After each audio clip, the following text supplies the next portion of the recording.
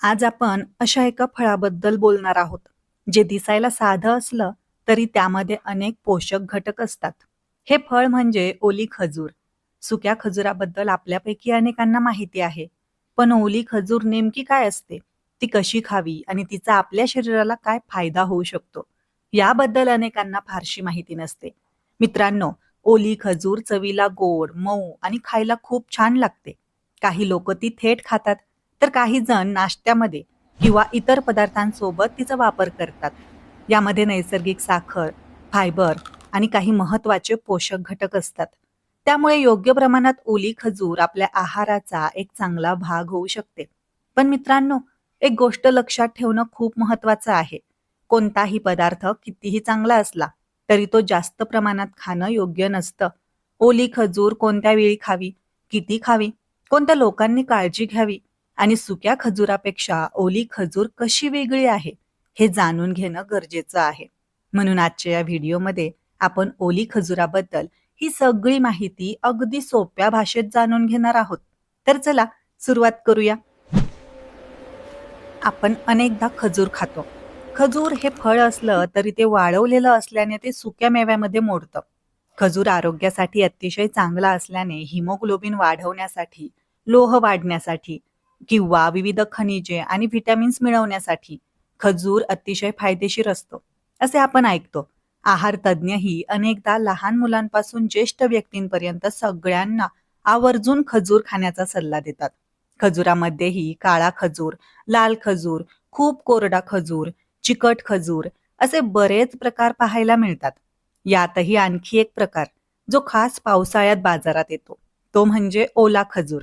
साधारण पिवळा, तांबूस रंगाचा दिसणारा हा ओला खजूर पावसाळ्याच्या दिवसात आवर्जून खायला हवा, असं तज्ज्ञांचं म्हणणं आहे. ओला खजूर खाणे आरोग्यासाठी अतिशय फायदेशीर असते.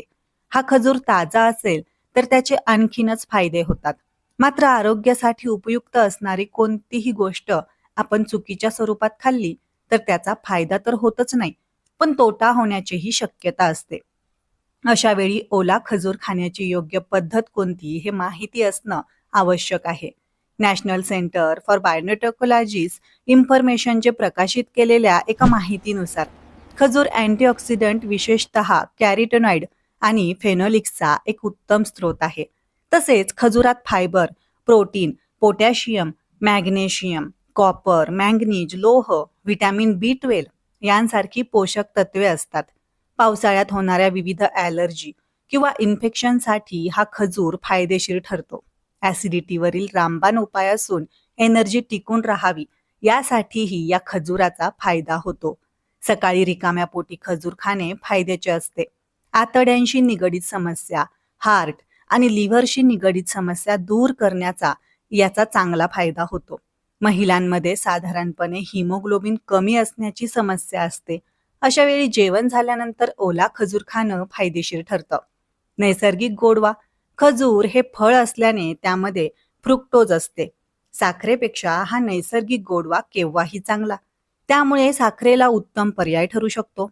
यामध्ये असणारे फायबर आणि अँटीऑक्सिडंट्स आरोग्यासाठी अतिशय फायदेशीर असतात. मेंदूचे कार्य चांगले होण्यास उपयुक्त. खजुराचे नियमित सेवन केल्यास भविष्यात मेमरी लॉस किंवा मेंदूशी निगडीत समस्या होण्यापासून आपण वाचू शकतो. खजुरात मेंदूला बूस्ट करणारे घटक असतात. तसेच सूज कमी करण्यासाठीही याचा उपयोग होतो.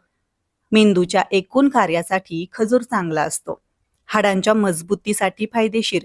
खजुरात फॉस्फरस, पोटॅशियम, कॅल्शियम आणि मॅग्नेशियम ही खनिजे चांगल्या प्रमाणात असतात. हाडांचे कार्य सुरळीत व्हावे यासाठी ही खनिजे उपयुक्त असल्याने हाडांच्या मजबूतीसाठी खजूर उपयुक्त असतो.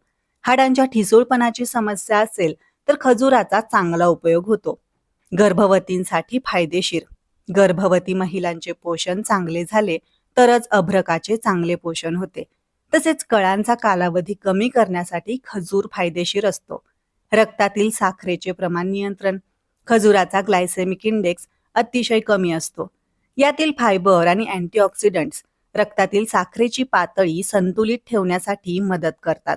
त्यामुळे डायबिटीसचे प्रमाण एकीकडे वाढत असताना ओला खजूर खाणे फायद्याचे ठरते.